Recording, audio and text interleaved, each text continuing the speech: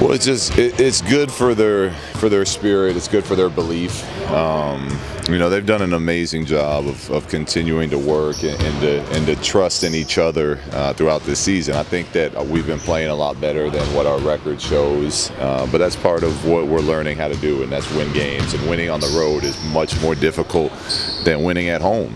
And we weren't ready to win that type of game earlier in the season. Wasn't sure if we were ready to do it last night, but by the fact that we had so few turnovers and that they were able to withstand that last run and then make plays on their own coming out of getting stops really shows that they've taken some nice steps in the right direction. Would you have been fine with Lonzo shooting it, like shooting a little floater there or shooting from the corner?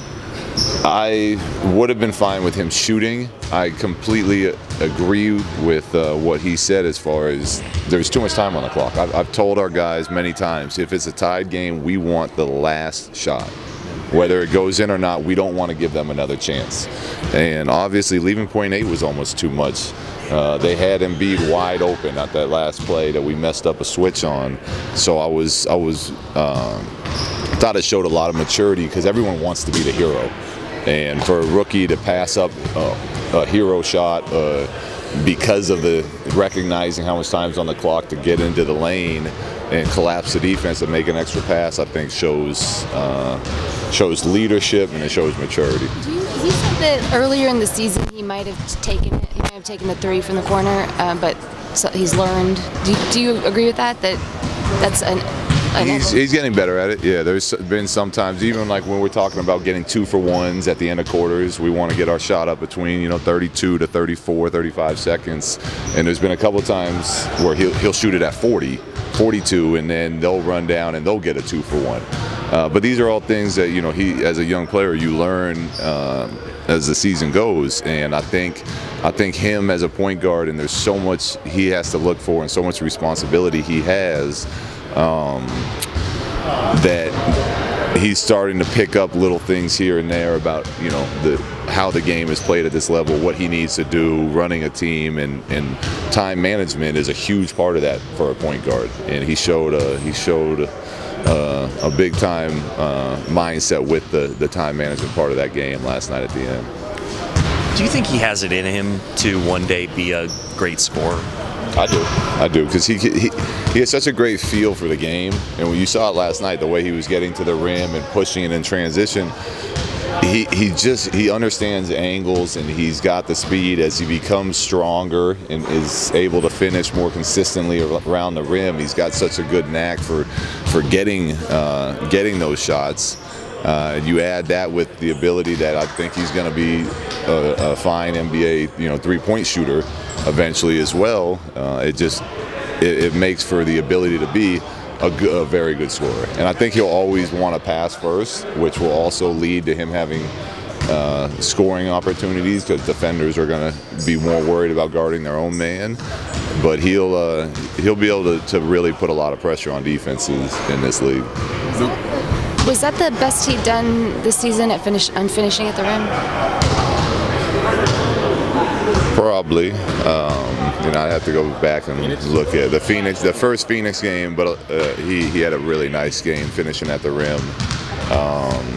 With all that defense. But he finished very well at the rim, though. But it was one of the best. Yeah, I mean, it's tough to just say the best without looking at all the games, but it was definitely up there. Kristen, maybe you only get so many bullets with the Kobe chamber, but could he benefit from kind of the Kobe footwork drill stuff, just getting his feet in order? Everybody could. That was one of the things that made Kobe so special, was his attention to detail and the fundamentals of the game. He had all the skill and the athleticism to just go out there and score 30, but he wanted to be great. And he spent hours and hours and years working on the footwork, the details of how to create advantages for himself. So whether it's Zoe, B.I., Kuzma, any of our guys could benefit from that. You guys have been very high on Ingram internally. Are you starting to see that nationally, to whatever extent that matters, but just perception-wise, people are kind of think, oh wait, okay, maybe Ingram's going to be better than we thought based on early last season? Sure, we don't really care. We know what he's capable of. Whether he's getting the national love for it or not doesn't affect what we're trying to do and how he works. He was, as soon as practice ended today, he got with Brian Keefe and went to his own basket and got all his work in again. So, one of the things we like most about him is that he's self-motivated. He hit a huge shot last night, and he came in and did everything the same today as he would have if he missed that shot. So we're very pleased with him, and the rest of the basketball world is catching on. That's fine, but not a worry of ours. Here's why I meant it though, like perception, just in terms of down the line as a franchise with other people wanting to come, that kind of stuff makes a difference. If he's recognized as that's all I'm saying. That's not your concern, maybe in the day-to-day. My concern is coaching these guys, coaching the guys we have, getting better, playing a certain way, and everything else is, to me, outside issues, outside concerns, and we try our best not to let those influence us.